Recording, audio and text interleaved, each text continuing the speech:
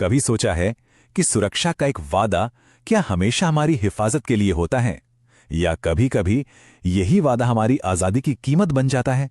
आज हम इतिहास के एक ऐसे ही सौदे की परतें खोलेंगे जिसने एक पूरे साम्राज्य की नींव रख दी, वो भी बिना कोई बहुत बड़ी जंग लड़े।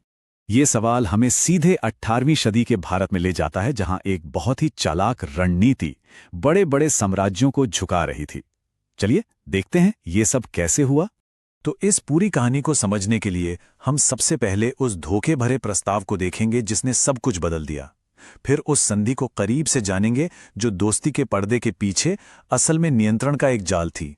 हम उस शेर की कहानी सुनेंगे जिसने इसका डटकर सामना किया, और फिर देखेंगे कि कैसे उसकी कहानी आज भी सियासी गलियारों में गूंजती है। और आखिर में हम ये समझेंगे कि इतिहास कभी पुराना क्यों नहीं होता।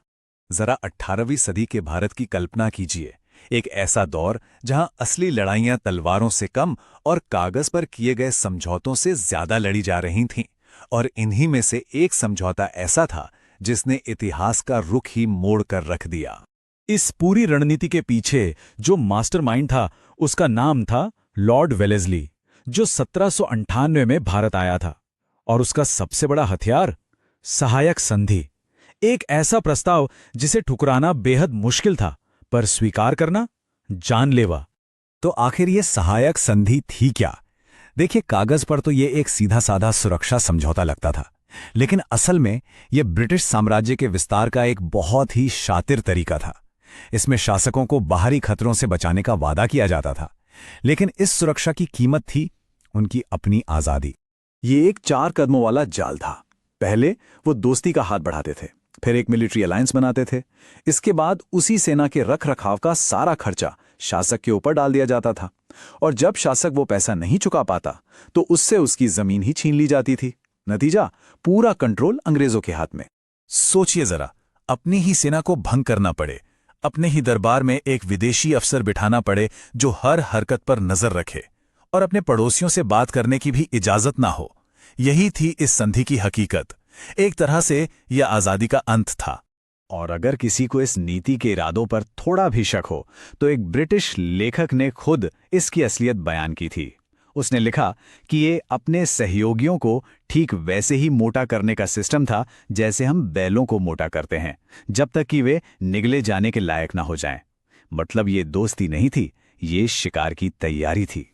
इसका असर भारतीय राज्यों की अर्थव्यवस्था पूरी तरह से तबाह हो गई। उनकी अपनी सेनाएं खत्म हो गईं और वो अपनी ही जमीन पर बेगाने हो गए। धीरे धीरे उनके राज्य एक एक करके ब्रिटिश साम्राज्य का हिस्सा बनते चले गए। लेकिन हर कोई इस जाल में नहीं फंसा। एक शासक ऐसा भी था जिसने इस सिस्टम को सीधी चुनौती दी। एक नाम जो आज भी विरोध और हिम्मत का प्रतीक माना जाता है, टीपू सुल्तान। मैसूर का शेर, ये सिर्फ एक उपाधि नहीं थी।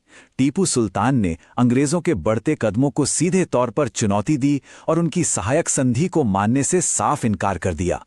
उनका मानना था, गीदड़ की तरह 100 साल जीने से कहीं बेहतर है शेर की तरह एक दिन जीना।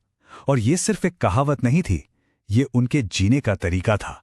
लेकिन 1799 में एक जबरदस्त जंग के बाद मैसूर का शेर हार गया। उनकी मौत के साथ ही मैसूर भी सहायक संधि की जंजीरों में जकड़ गया। और यह तो बस शुरुआत थी। इसके बाद हैदराबाद, अवध, एक एक करके कई राज्य इस जाल में फंसते चले गए। पर सवाल यह है कि क्या टीपू सिर्फ सैन्य ताकत से हारे थे, या कहानी में कोई और भी गहरा मोड़ था? सोर्सेस की माने तो उनकी हार के पीछे एक बहुत बड़ा कारण था विश्वासघात।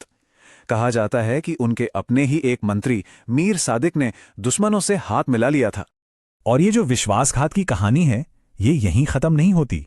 ये सदियों बाद आज की राजनीति में एक बहुत शक्तिशाली प्रतीक बनकर दोबारा सामने आती है। आइए देखते हैं कैसे। हाल ही में पाकिस्तान की एक राजनीतिक पार्टी पीटीआई ने टीपू सुल्तान की कहानी को एक नए नजरिए से पेश किया है। वे टीपू और अपनी पार्टी के नेता इमरान खान के बीच एक सीधा कनेक्शन बनाते हैं। उनका तर्क कुछ इस तरह है, जैसे टीपू ने बाहरी ताकतों यानी अंग्रेजों का सामना किया, ठीक वैसे ही इमरान खान विदेशी ताकतों के प्रभाव का विरोध करते हैं।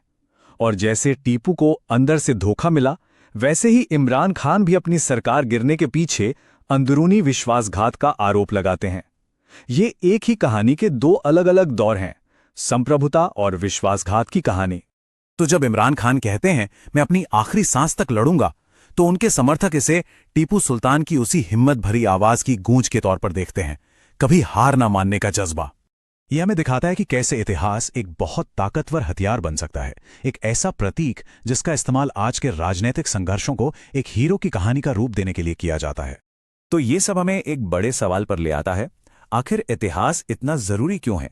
क्योंकि देखिए, इतिहास सिर्फ बीती हुई घटनाओं का कोई कलेक्शन नहीं है।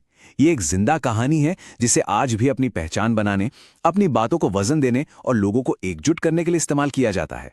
तो आज की इस पूरी कहानी से 3 बातें बिल्कुल साफ हैं।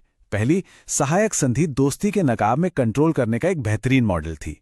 दूसरी, टीपू सुल्तान जैसे किरदार प्रतिरोध के शक्तिशाली प्रतीक बनकर हमेशा जिंदा रहते हैं। और तीसरी, इतिहास का मैदान आज भी एक सियासी जंग का मैदान है। तो हम इस चर्चा को इसी एक सवाल के साथ खत्म करते हैं। सुरक्षा का कोई प्रस्ताव कब तक सिर्फ एक प्रस्ताव रहता है और कब वो नियंत्रण का एक तरीका बन जाता है? ये सवाल जितना 18वीं सदी में अहम था, उतना ही आज भी है। इस पर जरूर सोचिएगा। Like, subscribe, and share the channel.